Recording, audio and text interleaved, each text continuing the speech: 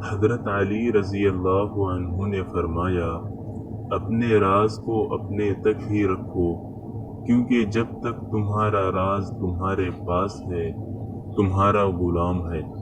اور جب تمہارا راز دوسرے تک پہنچتا ہے تو تم اپنے راز کے غلام بن جاتے ہو۔ حضرت علی رضی اللہ عنہ نے فرمایا، اپنے راز اپنے تک رکھو، اور خاص طور پر 3 لوگوں کو اپنا راز کبھی مت بتانا۔ نمبر 1، عورت کو کبھی اپنا راز مت بتانا، کیونکہ عورت کے دل میں اور زبان کے بیچ فاصلہ بہت کم رہتا ہے، اس لیے وہ راز کو محفوظ رکھنا چاہے تو بھی نہیں رکھ پاتی۔ نمبر 2، بے وقوف دوست کو اپنا راز کبھی مت بتانا،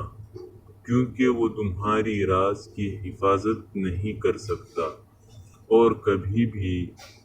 کہیں بھی بول دے گا۔ نمبر 3، کسی بھی